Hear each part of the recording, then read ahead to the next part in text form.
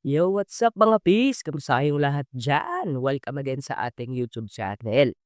Again mga pisan, makikita natin dito yung volatility ni Bitcoin and FOMO is here mga pisan. Right now we are reaching $100,000 for Bitcoin. Check natin yung ating 1 month chart regarding this. Ito natin dito sa ating RSI. Nalampasan niya yung ating support, resistance na 60, 68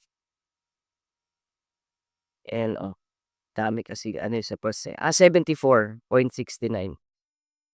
yung resistance niya. Kailangan niya malampasan yon to reach another all-time high mga pisan sa ating 1 month chart. Din naman sa ating Stash RSI, again, strong yung momentum natin, uptrend and napakalaking impact. Yes, napakalaking impact ng mga FOMO natin diyan, FOMO bodies. Right now, yes, nagbibilihan sila. Fear of missing out mga pisan. Then sa ating one week chart, again,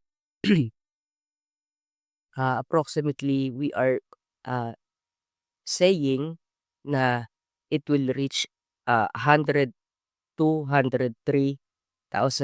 for Bitcoin. That is according dun sa kanyang facts for dun sa latest nating video before, dun sa ating Fibonacci way back 2021 since na mag-double top siya noong 2021. Makikita natin dito very strong yung RSI natin to reach dun sa ating bull trend line. Kailangan nitong ma-reach yung orange natin, orange line, for new all-time high mga pisan. Again, yung range natin 50%, 50, over na yon, exhausted na siguro yon 50% since nung ma-reach niya or matap niya yung bear trend line natin na ginawa natin before. Again, FOMO yung gumagawa nito mga pisan. Retailers, yung mga nakita si Bitcoin, mataas yung presyo, sinabing tataas pa, may mga nagsasabi $1,000,000 pa. Pero mga pisan, we need to check yung chart niya. Yung momentum niya is yung Stash RSI, kung makikita natin, almost reaching 100% sa kanyang RSI. Ayan yung kanyang momentum. Doon naman sa ating RSI, ayan, buying. People are buying. People are buying Bitcoin as of this moment, mga pisan. Everybody is looking forward sa kanyang $100,000. Right now, kanina nasa 99, almost $100,000. 5M, more than 5M pesos ito Saturday. So, hindi pa rin masyadong nakakahabol yung ating mga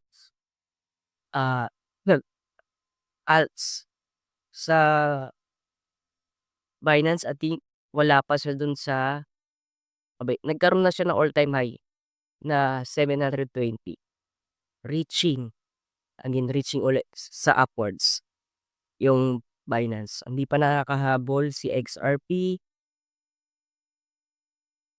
Yung market capital natin looking good pa rin. Ganun din. Almost 3.5 trillion na for market capital lahat ng cryptocurrency. Yung Ethereum naman natin, hindi pa niya na-reach yung kanyang new all-time high, hindi niya pa nabi-break. yung kanyang 4,000. Well, magfo-FOMO na rin 'to mga pisan.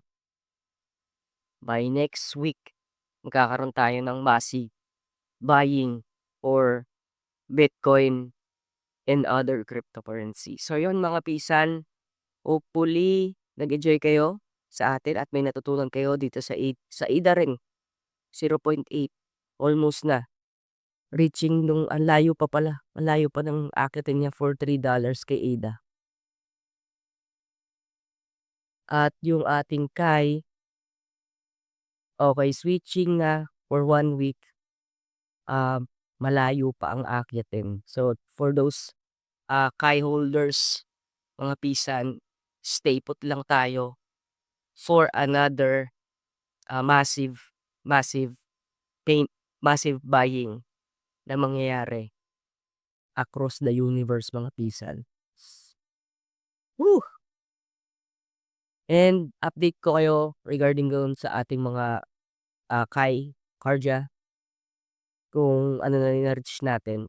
Magkakaroon kasi siya ng mabagal na fluctuation, pero yung ah, kanyang tawag dito, holding as of this moment mga pisan ay nasa $50,000 na sa ating Kaidex.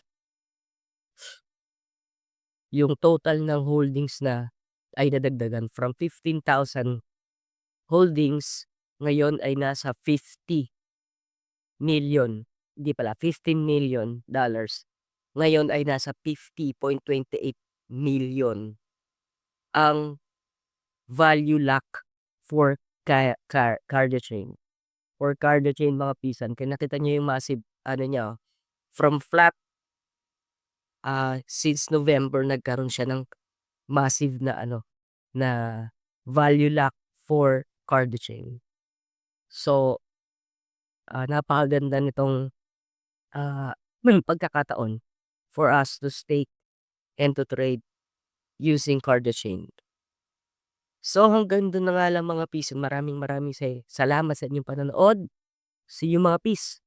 See you mga pis sa mga susunod nating video. See you mga pis sa $100,000 ni Bitcoin.